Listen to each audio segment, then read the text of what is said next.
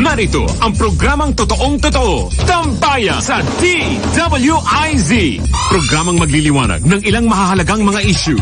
Tambayan sa DWIZ. At ngayon, narito na sila upang maghatid ng saya sa bawat Pilipino. Sa programang Tambayan sa DWIZ. Magandang tanghali po sa inyong lahat. Aking taga-subaybay sa Tambayan. Nandito na po sila. Ay, ako lang pala. No. Kuya, nasan ba si Senator ni Trixie? Ba't nawawala? Anyway, nandito tayo sa Tambayan ngayon. Sa mga nasa Facebook at saka YouTube, mag-follow, mag-share. Ang hindi pa nakapag-follow, mag-follow po kayo sa ating Tambayan, sa DWIZ. Kaakibat din niya ng Karambola at saka siyempre ng Luminous by Trixie Cruz Angeles at Ahmed Paglinawan. Ngayong umaga hindi ko alam anong pag-uusapan kasi wala akong kausap. But, well, pag-usapan na lang natin ang kung ano-anong bagay. Meron na ba tayo sa Facebook? Kaya why not? At saka sa YouTube. Tingnan natin kung anong meron sa Facebook. Kamusta nga pala sa mga kaibigan natin dyan sa Tagum at saka sa Panabo. Kung saang lugar yan, walaan nyo na lang, Google nyo na lang. Yan. Sige. Ano ba ang balita ngayon? Meron ng mga testing, no? Na malapit nang simulan. Meron ng mga pre-pended approval na mag-testing pero hindi pa na sisimulan ang pagkalap ng mga volunteers o mga ma-recruit ng mga tao na mag-undergo ng test. Pero andyan na tayo, malapit na. So, konti na lang, magkakaroon na tayo ng vaccine. Pag nagsimula yata yung mga yan, halos sabay-sabay silang mag-clinical testing. So, merong pag-asa sa atin. At saka, kahit na meron pa rin, kahit meron ng testing at magkaroon na eventually ng vaccine, mag-ingat pa rin tayo. Kasi, mas maigi pa rin na hindi tayo nahahawa ng sakit kaysa sa mag-rely tayo doon sa ating vaccine. Kasi it will still take time to finish the testing at saka makita kung epektibo ba itong mga ito. Dahil hindi ho katugma ang fact na merong ng vaccine na tinitest sa fact na may vaccine na nga. At pangalawa, hindi rin yan kapareho ng meron ng vaccine sa nakakagamot nga ba talaga yan siya ng COVID-19 or hindi nakakagamot, iiwasan natin ng pagkakahawa ng COVID-19. Okay? So mag-ingat pa rin tayo, minimum health protocols, physical distancing, face mask, face shield, at manatili na lang sa bahay kahit na magiging Pasko, malapit na yung Pasko. Kasi, teka muna, lahat ba tayo naniniwala sa Pasko? May mga, kasi mula pa ako nung bata pa ako wala nang Pasko sa akin But anyway, tumatanggap pa rin ako ng mga regalo. Parang si Kuya Winar. Tanggap naman, Okay yan. So, kahit na hindi naniniwala sa Pasko, tanggap pa rin ng regalo. Okay na yung gano'n na style, di ba? Okay. So, sana walang mahawa sa atin sa sakit na ito. Naalala ko tuloy kahapon na kagabi nakita ko yung picture ni na Congressman Zarate at saka yung isang loser na candidate na babae, si Senator, at saka sina Ted Casino, sina Saturo Campo na mukha silang nakita mo ba yan? Yung mukha silang mga katipunero. Okay siya. Mukhang vintage ang dating, 'di ba? Parang luma ang dating pero katipunero. Ang mga katipunero, ang magkakaalala ko, matatapang 'yan 'Di ba? Parang lalo na si Andres Bonifacio, ibig sabihin nung naisipan nila na magkaroon ng revolusyon ay sinabi nila magrevolusyon kami.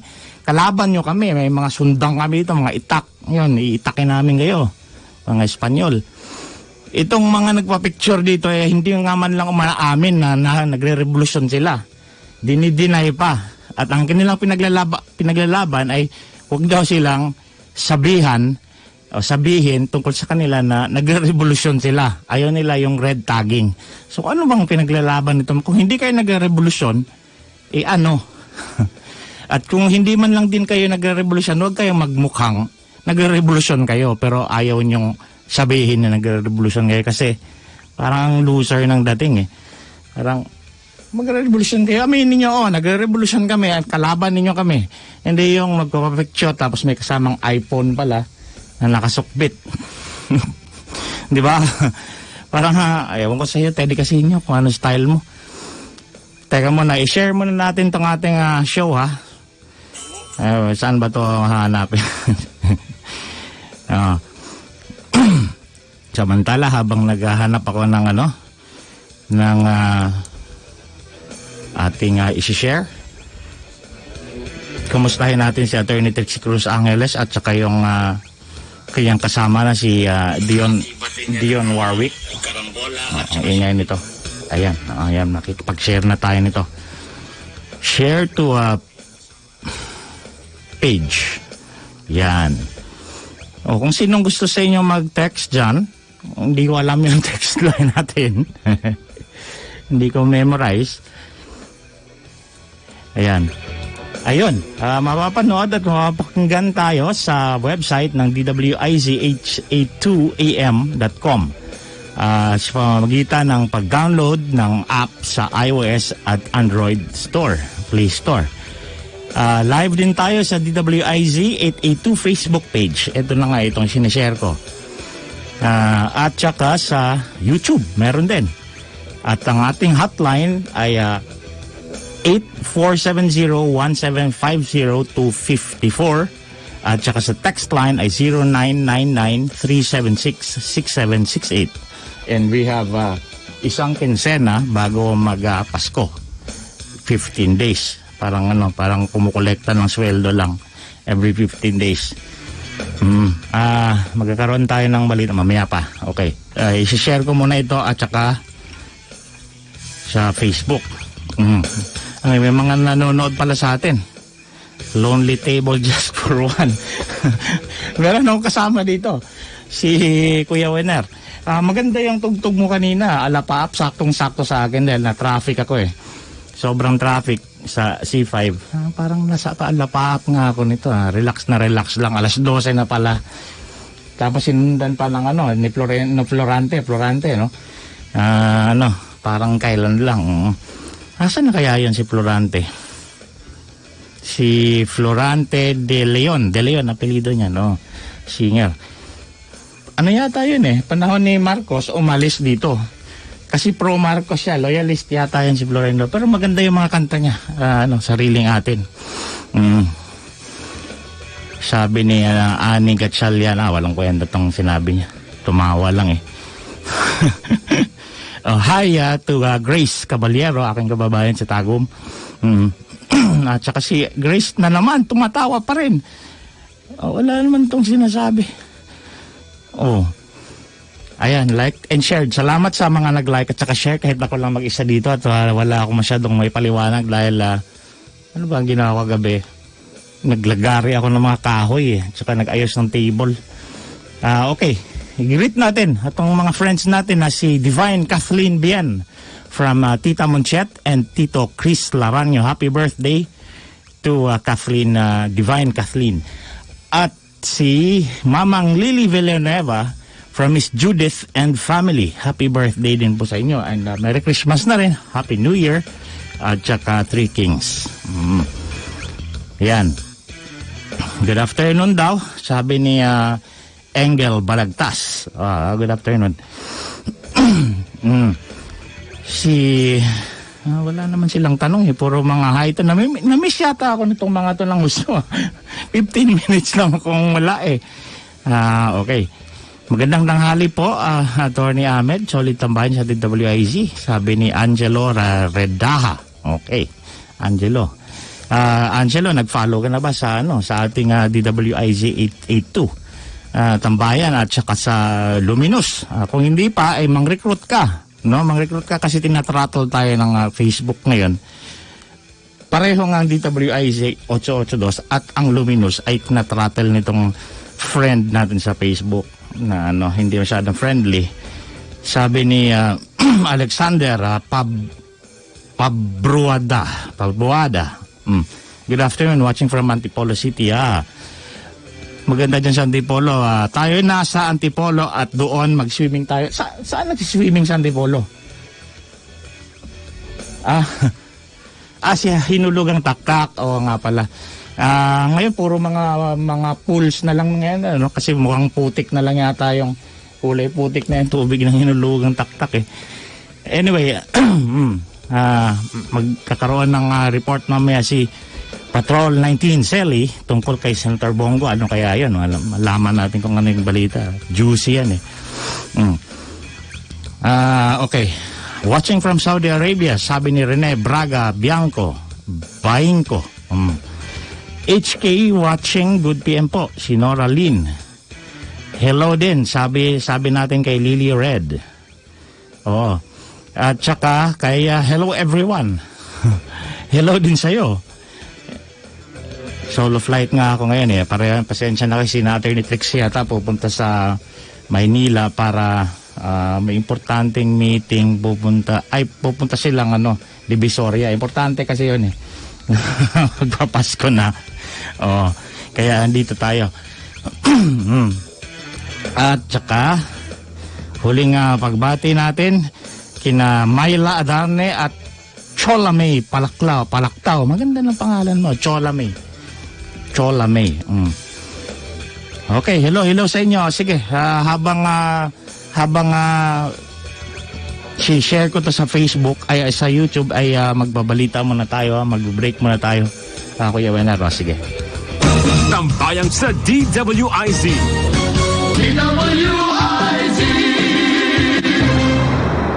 Muli nating balikan. Tambayang sa DWIZ.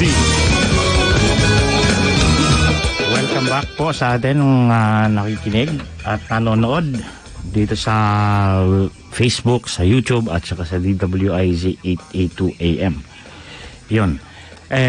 Kanina nabanggit na ito nga mga red tagging friends natin sabi ni ilang araw lumipas, sabi ni Congressman Zarate that we are at a civil war. Yung civil war po ay yung war in general is declared by the president or Congress. In the case of the US, ang presidente mag-request at ang Congress ang mag-approve kasi sa kanila galing yung budget eh. Ganon din na sa Pilipinas dahil we just followed the Constitution of the USA. Hindi ho yan kahit sino-sino na lang nagsasabi na we are at a civil war. At yun na yun. Kasi war is a very serious business. Hindi yan siya laro-laro lang na kagaya ng iniisip nito ni Congressman Zarate. Okay? At saka marami pong consequences kapag mayroong war. Magkakaroon ngayon ng power ang presidente na na-exercise ng kanyang emergency powers, martial law, state of emergency, calling out yung magda-draft ng mga tao para maging parte ng armed forces, ng augmentation ng armed forces para labanan yung insurrection o rebellion kung civil war. So hindi po magandang pag-iisip o matino ang magsasabi-sabi na lang, lalo na kung congressman ka. Okay, you are supposed to be an official of the government, the legislative arm of government.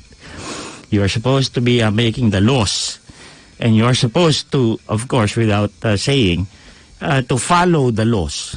Okay, not make some declarations that are so careless and childish na sasabihin mo na lang out of the top of your empty head na we are at a civil war. At kung tatanungin ka kung kanino ka ba kakampi, hindi ka makasagot.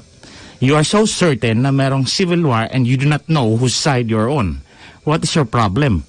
Diba? And then there is this other person, Teddy Casinio, na palagi ang sinasabi ay peace talks. May peace talks naman tayo. Panahon nitong presidente na nakaupo ngayon sa simula. May peace talks na ginawa ng NPA. Nagtuloy-tuloy pa rin ang pag-aatake sa probinsya. Nagtuloy-tuloy pa rin ang pang-aambus, ang panganununog ng kung ano-ano. Di syempre tinigilan, di ba?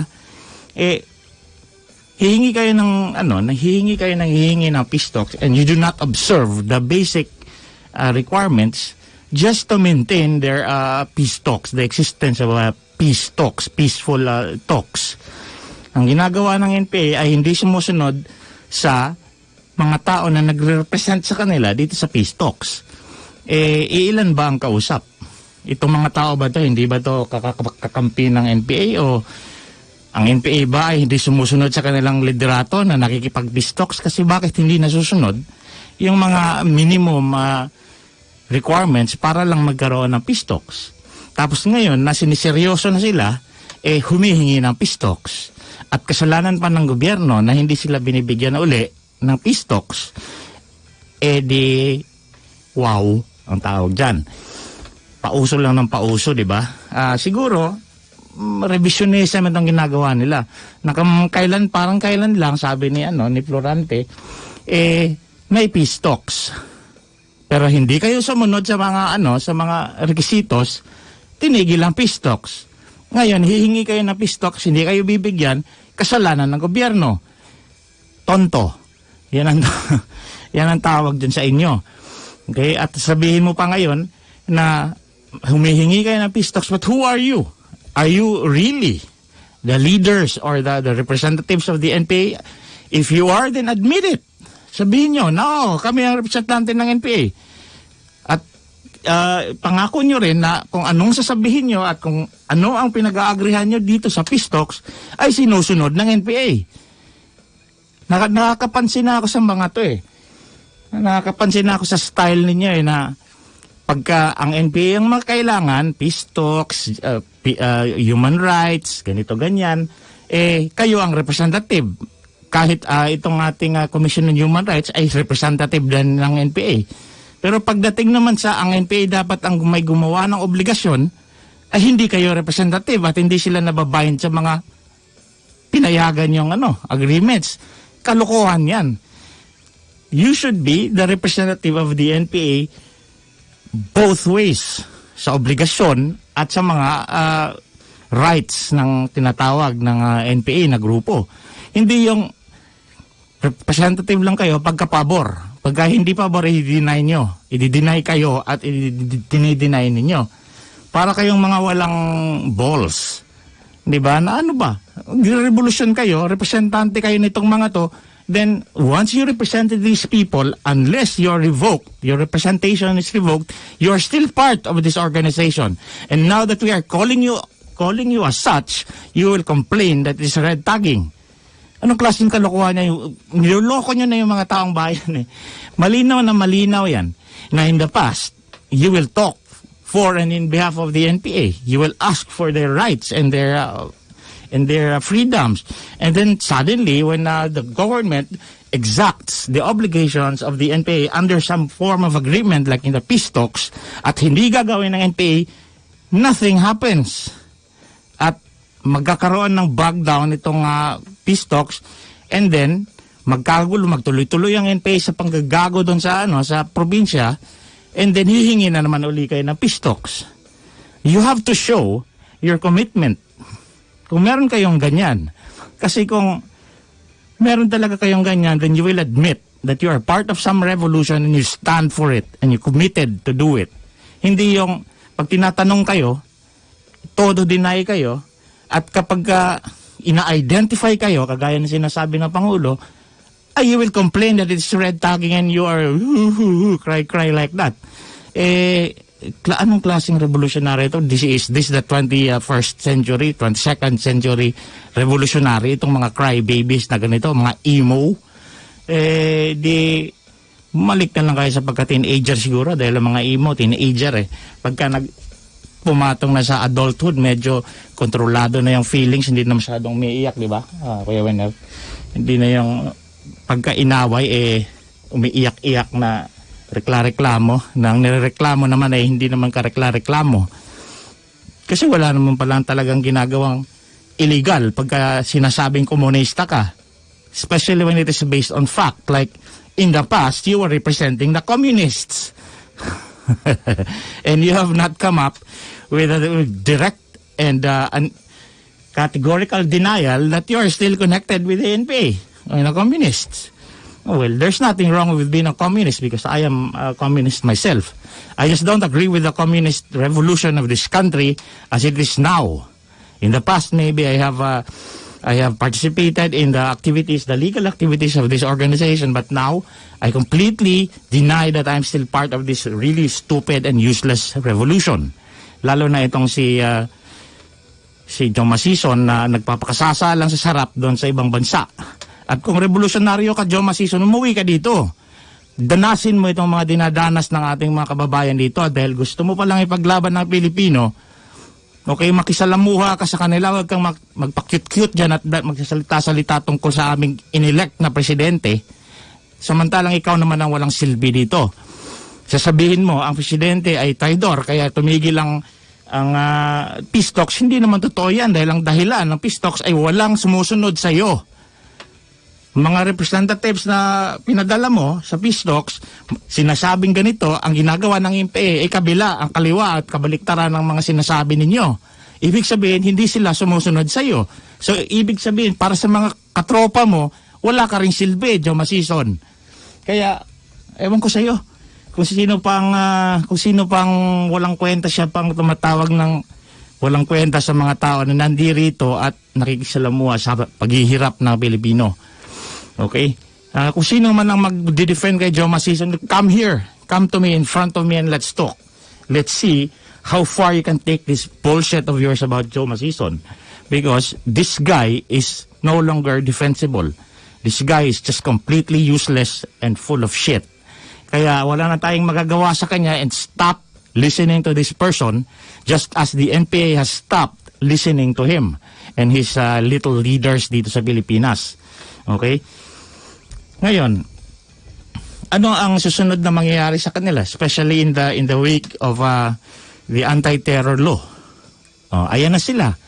Kumakamada na ng padahan-dahan na hindi naman daw terorista ang NPA, and yet they are doing so many things that terrorists would do all over the world. At ito na naman ang kanilang mga representantes noon pa ay sila na naman ngayon ang umaapela. Pero at the same time, in the same breath, they will not admit that they are representing the NPA. Anong klaseng katarantaduhan tong ganito? Di ba? I mean, if you have to come to the table and talk, you have to admit, you have to identify first who you are and your capacity and your representation, kung kanino ka. Kung kanino ka, sino ang nire-represent mo at para kanino ka nagsasalita. Kasi kung hindi mo ginagawa yan, you are just a stranger in these talks. Di ba?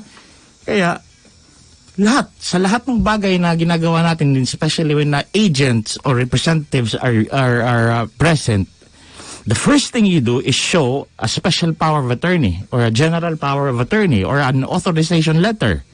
Di ba? Na nagsasabi na I authorize this person to go into agreements that will bind me completely. And then whatever binds our representative will also bind us. Wala kayong ginagawang ganyan. You always ask for peace talks, and every single time you break, the NPA breaks their obligations, and then it bogs down, and then walang mangyayari sa inyo. You are not punished for all your duplicity. Hindi kayo napaparusahan sa pagkakaroon ng dalawang mukha na sa kaharap nyo yung NPA, representantes kayo, pagkaharap nyo ang gobyerno ay dinideny nyo. Saan mapupunta ang peace talks na yan kung meron mang peace talks na may bibigay sa inyo?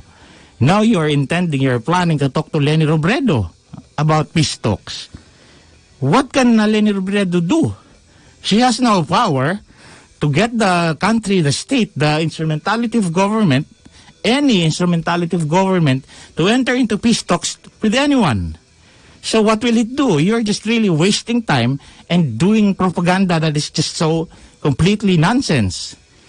Kaya nakakapagod na itong mga to.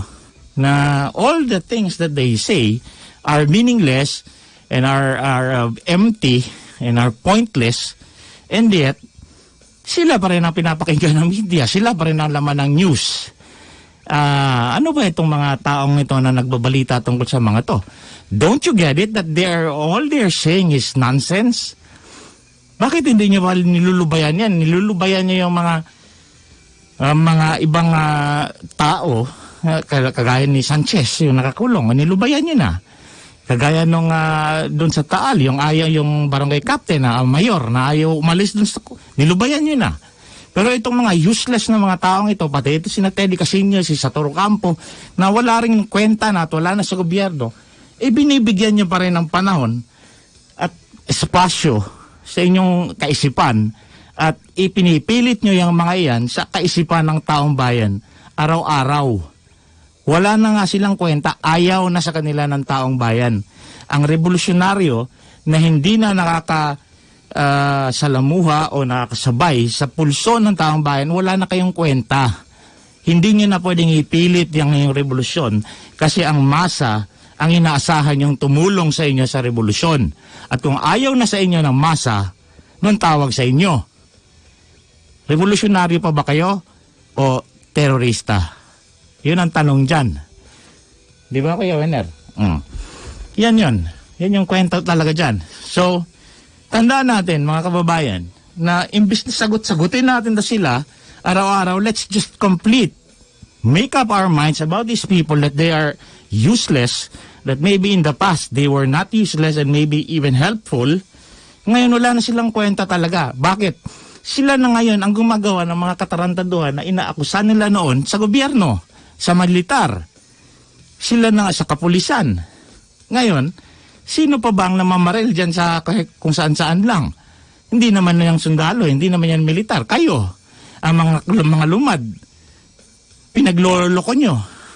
Nung magsasalita ang lumad laban sa gobyerno, ay totoo ang sinasabi ng lumad. Pero pag ang lumad naman na nagsasabi ng tungkol sa inyo, ay sinungaling na sila. Ano ba talaga ang akala nyo sa mga lumad? Walang sariling isip. Dinidiktahan nyo lang. Nung panahon ng Rehimeng Marcos, nagsasalita ang lumad at panahon kahit na Nakori, and after that, pinaglalaban natin ang lumad, and I was there with you. Because that time, what you were doing was right. But now, when even you are attacking the lumad and saying that they are complete liars and they are manipulated, is an insult to the intelligence of the people who are listening to you. And also an insult to the people who pretend to represent yung mga lumad. Sasabihin nyo ngayon na suddenly walang utak tong mga to. Iniinsulto nyo yung mga tao. Sasabihin nyo na hindi naman nakakapag-isip yung lumad na yan. Kami lang ang nakakapag-isip, and when we say they are not telling the truth and they are not telling, anong klaseng kalokohan yan ikaw sa Tor? Ikaw ang numero 1 katarantaduhan ng gumagawa ng ganyan. Are you saying now that the lumad that do not have their own agency of mind and freedom of will? Niloloko mo kami Tanda-tanda mo na hindi mo pa rin maatim na salubungin yung utak mo at nung nangyayari dyan at sabihin kung ano nangyayari dyan na totoo. Hindi yung puro kasinungalingan at puro kaduwagan. Di ba? Sige. Hihintayin ko kayong sumagot. Tatanungin natin kayo, ano bang ginagawa nyo ngayon? Where is authenticity in all of these things that you do and say? When everything in history proves otherwise.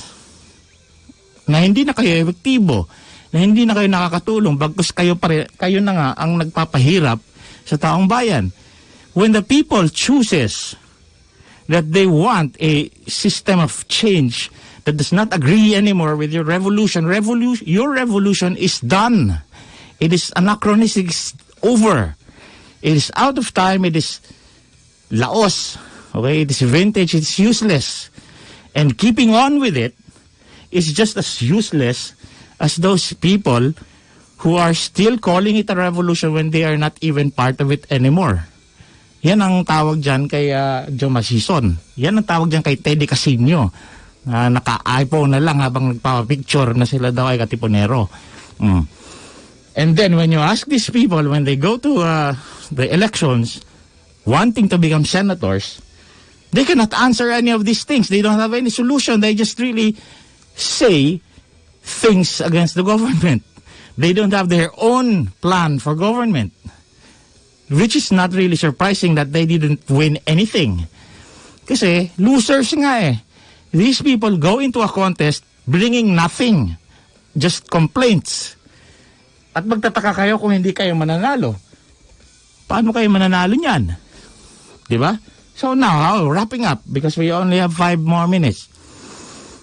Ano na ba ang relevance ng revolusyong komunismo sosyalista dito sa Pilipinas? Sa experience ng historical materialism, sige, balikan natin ang history and how the struggle happened and eventually rendered itself useless.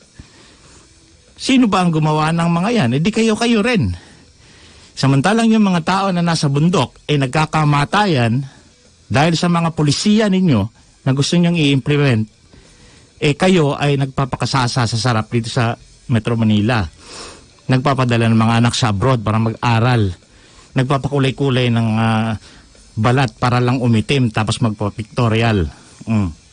And then, when people are arrested for your stupidity, when they're arrested in your offices with guns and grenades, kasalanan pa ngayon ng gobyerno because it's a human rights abuse. That it is planted evidence and all that. And you don't even want to go to court. You just want to be freed like that. Napaka-entitled nyo. Anong klaseng pag-uugali na revolusyonaryo ang pinakikita niya sa Tambayan? Na kayo ay wala kayong sinusunod na batas at mga sinungaling talaga kayong lahat. Na wala man lang kayong kabayag-bayag na harapin ng kaso at gusto niyo ay pakawalan na lang dahil may anak kayo. Di ba? So, wala ang ordinary socialist revolutionary of the Philippines right now looks like a useless bum.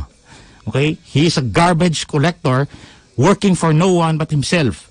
And even then, the only thing that he can collect is more garbage. Yan ang nangyayari dyan sa komunismo at sosyalismo na yan nandito sa Pilipinas. I have my own communism, I have my own socialism, and I will tell you my kind of revolution. This is not it. You have to stop all these things, otherwise the government will make you stop it. Alright? Nasaan si Kuya Wenner? Alright. Okay, so, so wrapping up, let's just remember, going into the Christmas time, that we observe our minimum health requirements, itong ating protocols, social distancing, wearing a face mask and face shields, and staying home, and don't attend big parties and big get-togethers. Pangalawa, sa 26 magkakaroon ng anibersaryo ang CPP, Communist Party of the Philippines, na palagi nilang ginagawa. At ceasefire daw, bibigyan sila ng ceasefire ng gobyerno, and then immediately, after that, the day after, they will kill people. They will do something really so stupid and terroristic. And now they blame the people and the government for calling them terrorists. And then they send out their representatives who will deny that they are representatives of the NPA. So where will this thing go? I think it will go to war. Not the civil war that was declared by this idiot in the Congress, but the war that will be declared by the government, which will be there to end this really useless revolution right now. Okay? At saka, and lastly, huwag natin kalimutan na i-follow pa rin ang ating DWIC 882 at ating Karambola at saka Tambayan at lahat ng programa dito sa station natin na to. Ipaglaban natin ang freedom of the press at saka media, no, ng broadcast, na mananatili tayong matatag at integral sa ating ginagawa, hindi kagaya ng isang istasyon na napasaran na dahil sobrang kasinungalingan din. And then, lastly, keep on thinking, okay? Keep on looking at the news, looking at the information, critically considering them, and having your own opinion about something, and finally saying it out loud, like everything I have done so far in this program this today. Ano ang sa tingin mo ang tama at sabihin mo? Hindi ba? Huwag kang matakot, huwag kang magsinungaling, at lalong huwag mong i-deny yung sarili mong commitment in the past just so to save your own skin. At yan po ang ating programa ngayong araw sa Tambayan DWIC. Ang Tambayan po ang susunod na programa, In the Heart of Business, kasama sina Miss Maru Pahati Sarne at Mr. Lito Gagne. Sa ngalan ni Attorney Trixie Cruz Angeles at Dion Malano at sina Attorney Glenn Chong and Attorney Nick Nangit, ito po si Ahmed Paglinawan sa ating Tambayan. Magandang hapon po. Tambayan sa DWIC.